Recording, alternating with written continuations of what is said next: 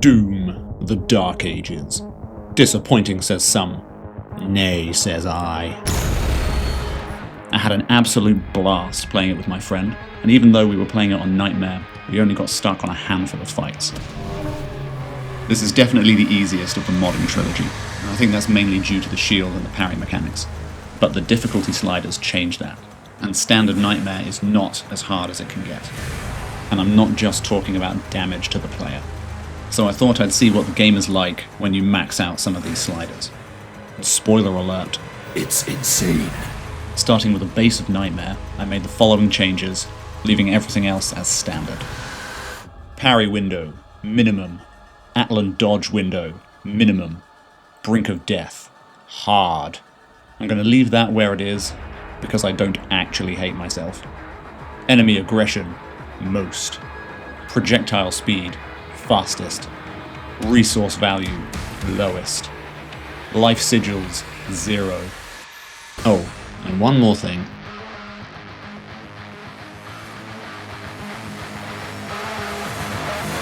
Because this is fucking Doom.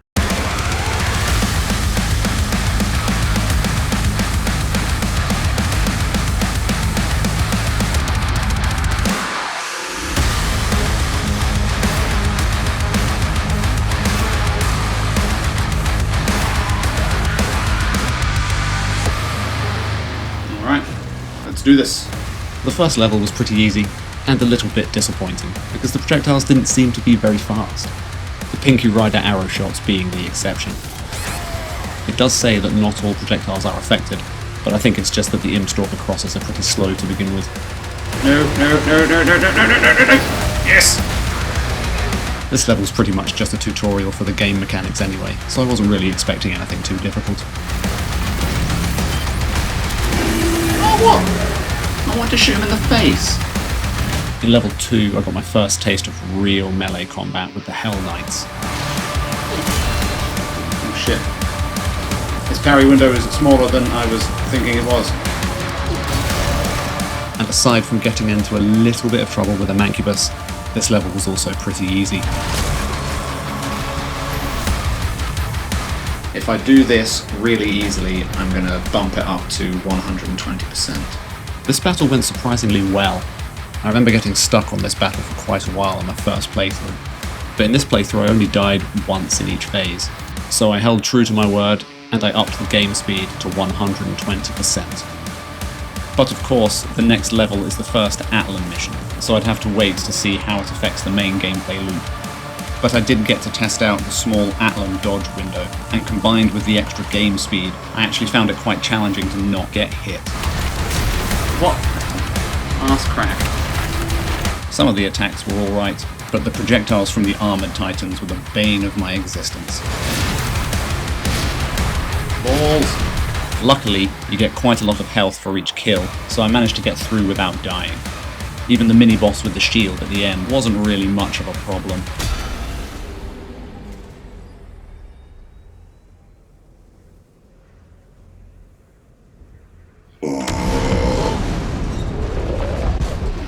With level 4, the difficulty was starting to ramp.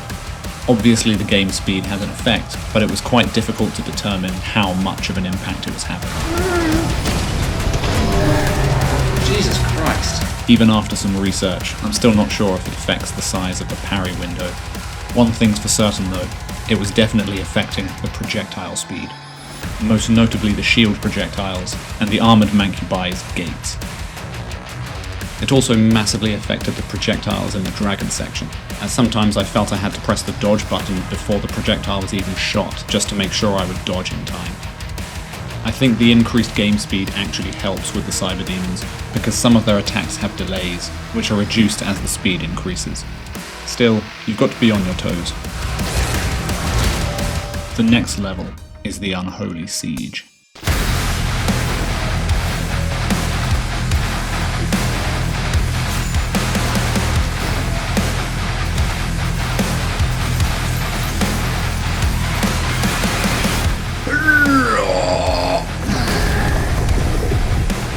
That's what I said. This is where we get a taste of what the rest of the game will be like. The fights are getting bigger, with projectiles flying left and right. There are multiple leader battles, and the super heavy demons are now mixed in with the regular enemies, meaning you've got to watch your back while you're fighting them. You should be starting to get good upgrades for your weapons, allowing you to keep pace with the onslaught of enemies. This is also where you find the chain shot. Time to hit people with balls. And of course, the flail. Flail. Each of the big fights now takes multiple deaths to get through.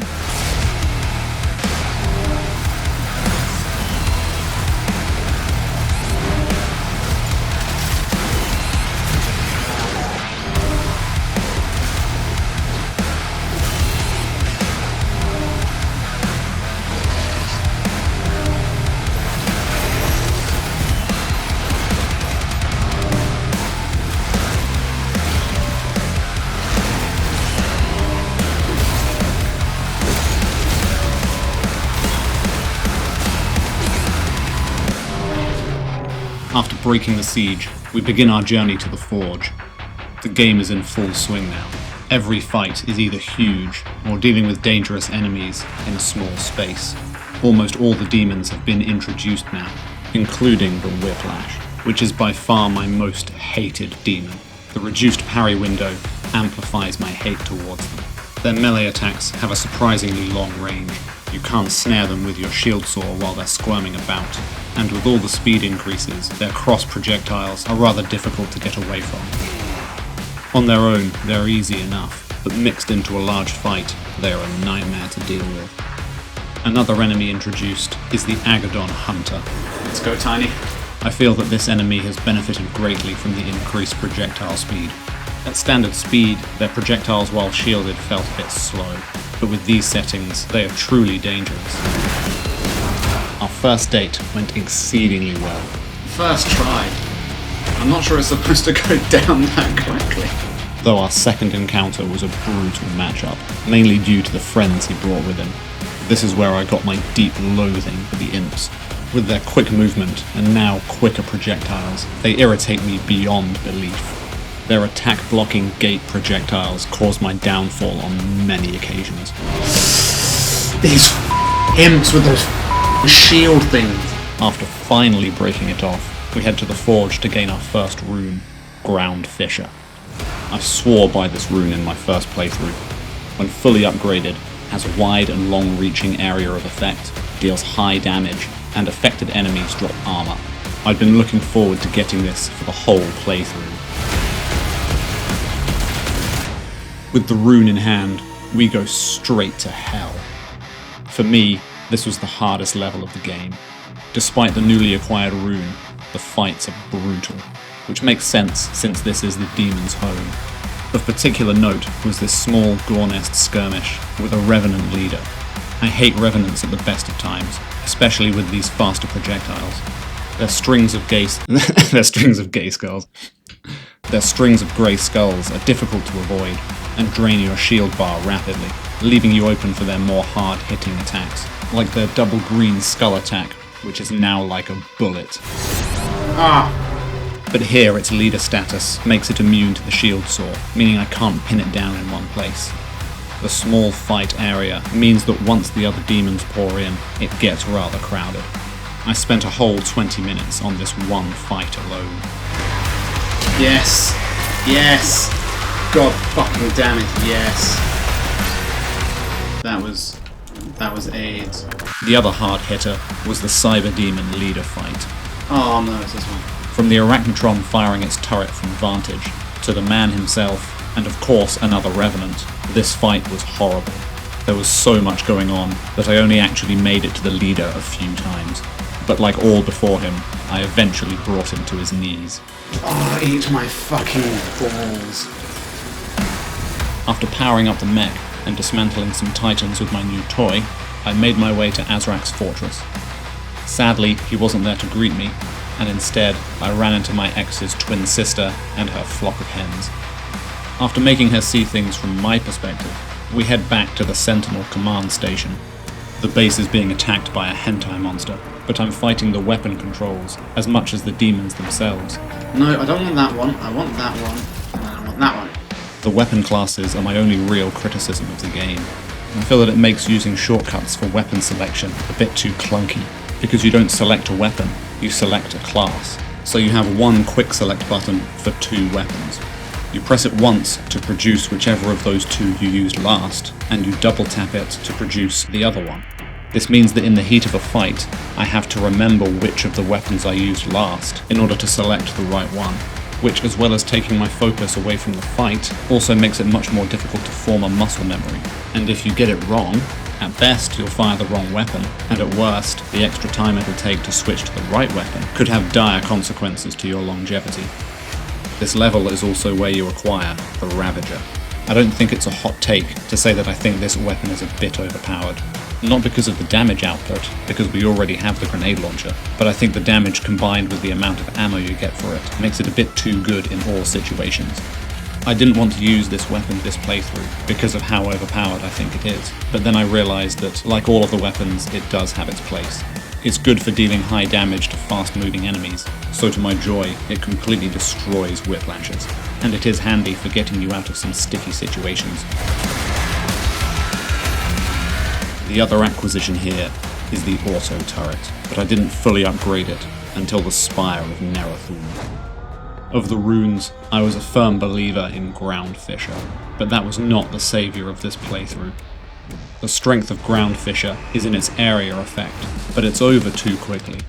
The power of the auto turret comes from its sustained fire, and while you can only hit one enemy at a time, it means that all the damage is focused on one foe, and when fully upgraded, that damage is huge. Revenants can finally eat shit, and if you combine it with high-power weapons, such as the Ravager or the overcharged Accelerator, the damage per second is absolutely ridiculous. Fucking hell. His health went down in like a second. I still don't really understand how this is a rune though. All the others are clearly magic, but this one is just pure technology, more akin to the equipment launcher from Doom Eternal. Not that I'm complaining. I actually got through the Spire pretty easily, with one exception, the Komodos. This is the only super heavy demon so far that I've had trouble killing on its own. They have a surprisingly quick movement for a demon of their size. They let out sprays of unparryable projectiles, which are now more difficult to evade with all the speed increases, especially in confined spaces. Fucking Jesus Christ. And a lot of their melee attacks have very awkward delays, which really put my parrying skill to the test with these small parry windows. Every time one of these came into the fight, death followed. Again, and again, and again. It's fucking Komodos. After getting past the final Komodo, I used the newly acquired BFC to free the old one and ride him like a wild Mustang into the cosmic realm.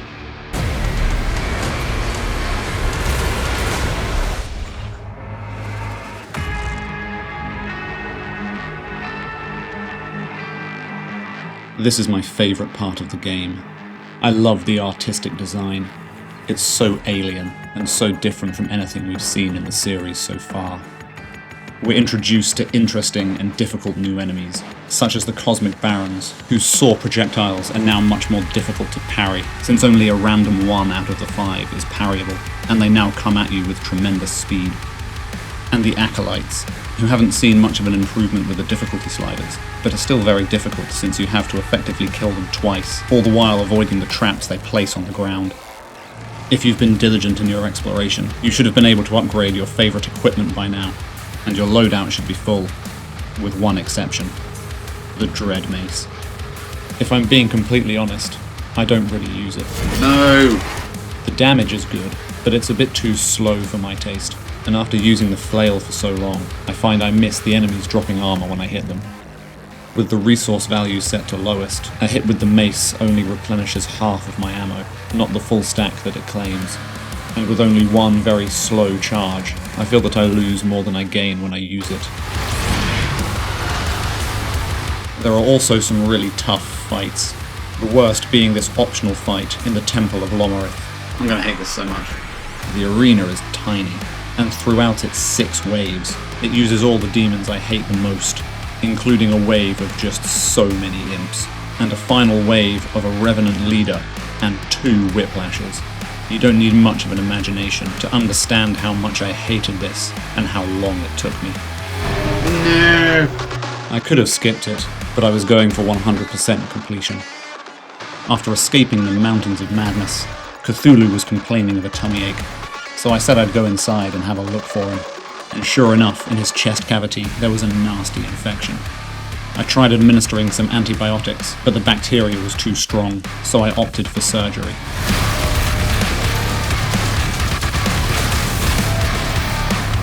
Autocannon for the win! Unfortunately, the infection had spread further south and was proving rather stubborn. I'll give him diarrhea. So I decided a rocket-propelled enema was the best course of action. In the stomach, I found some super bacteria. The old one definitely needs a better diet. The Rennie soft chews were proving ineffective, so I administered some stronger antacid, which finally eradicated the infection. But alas, the toll it took on the body was too great, and I lost the patient. Damn it! It never gets any easier! I went to go find a real doctor, but when I found him there was a really long queue, so I decided to cut the line, an action which was met with anger. When I finally got to the front of the line, he was still seeing a patient, and after hearing of my exploits, filed a malpractice suit, for which I was sentenced to life in prison. But a life behind bars was not for me. But I may have miscalculated, and I never was very good at playing the floor as lava. So far, these difficulty settings have made the game so much better. In recent years, the gaming community has been critical of difficulty in games, with many being disappointed that it only ever seems to be damage settings. While not the first, and hopefully not the last, the Dark Ages is an answer to that. It can be made much more difficult, or easy, without ever touching the damage settings. The small parry and dodge windows mean you have to pay attention and learn the timings of the attacks properly, and learn to control yourself in a larger fight, not just react on instinct. The projectile speed means you need to really focus on the enemies, not just in front of you, but all around you.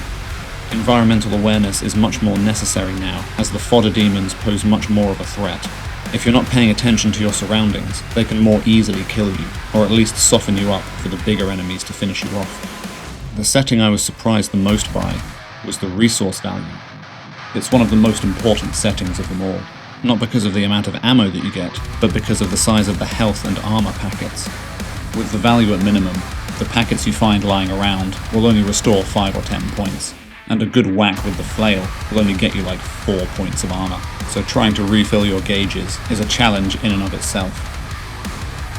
Overall, it's so much more of an engaging experience, and I highly recommend it. You don't even need to play it with nightmare damage levels to enjoy it, so I'd say definitely give it a try with your preferred base difficulty. With that being said, it's time to wrap the game up. So now we arrive at the near final boss run, starting off with some divine retribution. Creed Maker. This fat little and his surplus of balls. Too many balls, too many balls. I'm going to call him Ball Ache, because that's what he was to deal with, and nearly every attack was ball related. They come at you so fast, and in such long strings that you have to keep your distance, otherwise you will not survive the onslaught. Lay off the balls, man, seriously. It's a 2-phase fight, one with and one without clothes, and he's much worse when naked. At least there's a solid riff to die to. This guy and his balls, man. Fuck.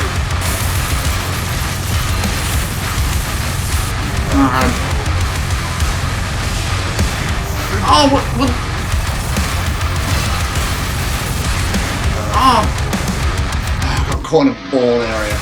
The parryable projectiles are near instantaneous now, and I had real trouble getting the timing right. And when I finally got the timing down, the autocannon was my saviour once again.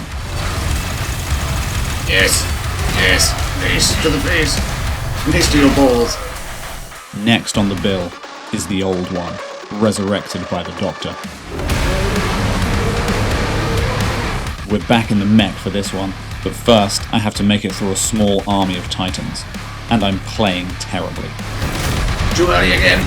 I respect the fact that when you die, it restores your health to the value it was at the last checkpoint, rather than refilling it completely, but it meant that by the time I reached the old one, I was on less than 1/3 health, and I'd start with that every time I died, making this fight even more difficult. You gain health back by successfully using the new Siege Breaker finisher, but whenever you get hit, it resets the gauge back to 0, so you have to really be on the ball to claw your way back to health. It's more health than I had to start with. I didn't actually die that many times, but it's such a slow-paced fight that it felt worse than it objectively was. His ability to fly made me miss my attacks all too often, including a Siege Breaker strike, which really pissed me off. Oh, fuck you! But I channeled my anger towards my enemy, and finally broke him. And he better stay dead this time.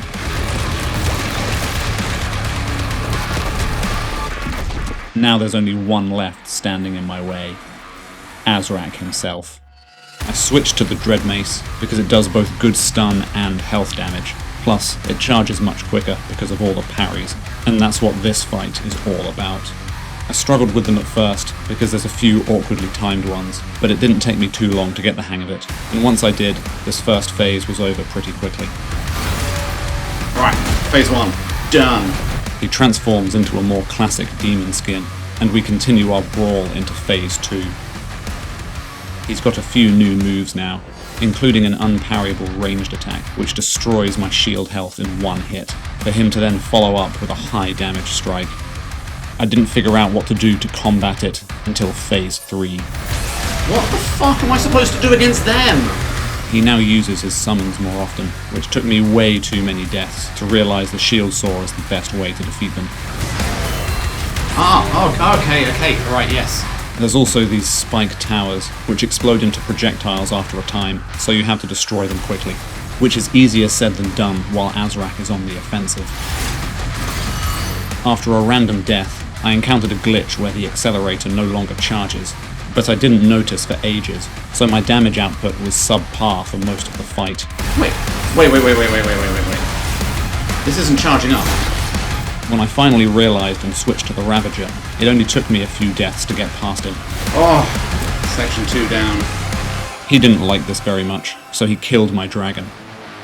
With the rage consuming me, we enter phase 3. This phase took as long as the first 2 combined, but that was due to this ring of summons and the following rings of blades. It's the first thing he does, so you have to go through it every time you die, and it takes so long and is so boring. If you take away all the time you spend going through this, the phase is like half as long. It didn't help that the first number of deaths were from stupid mistakes, as I was getting angry about having to go through this every time. So of course, my punishment was having to do it more. I've got to deal with this fucking bit again. Once I got past the awkward phase, he wasn't actually too bad, except for his new combo, which I found very difficult to get the timing for, and you need to hit every parry in order to falter him, which I only managed to do a couple of times. He used it quite a lot, but once I got it down, the Ravager and the Dread Mace made short work of him. Yes! In my opinion, this is where the game should have ended. We've just had a triple boss run, with the finale being a 3-phase fight against the main antagonist. Any other game, and this would be the end. It's not that I don't like the last level, it's actually really good. It's a more appropriate test for everything we've learned from the main gameplay loop. It's got some very difficult fights, especially if you're going for the optional challenges, since one of them is killing 2 Cosmic Barons within 5 seconds of each other. There's also a horrible fight with an Acolyte in a pretty small space, so there's not much safe ground space while you fight off the other denizens. This is followed immediately by a Cosmic Baron and Cyber Demon combo. The final fight of the game is also brutal, and I added a few deaths to the toll purposefully, as I only had one more weapon mastery to go, but not enough enemies to do it with, so I gamed the system a little. I'm glad there was a checkpoint halfway through the fight, because while the first phase was hard, battling a Vagary champion while fighting off a Cosmic Baron and a bunch of Mancubi, while also having to avoid the traps of an Acolyte, is not what I would consider easy. Oh my fucking god. So it's not the level that's the problem, it's its placement.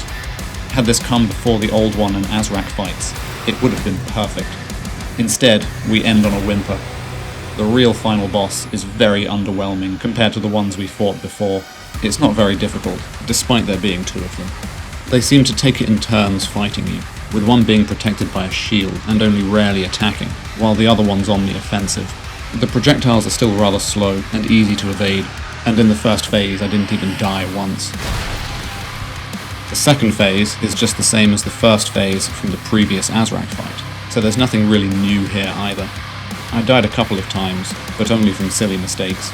It's kind of strange that Azrak is harder on his own than he is with a companion. The whole thing took me like 5 minutes. Bitch. And with that, we finish the game and this video. Again, I highly recommend trying these settings out for yourself, because it was an absolute blast. Even if you don't use these exact ones, then something in the same vein. But have a play around with them and find something that works for you and you find fun. That's what games are about, after all. I hope you enjoyed the video. Thank you very much for watching, and I'll see you in hell.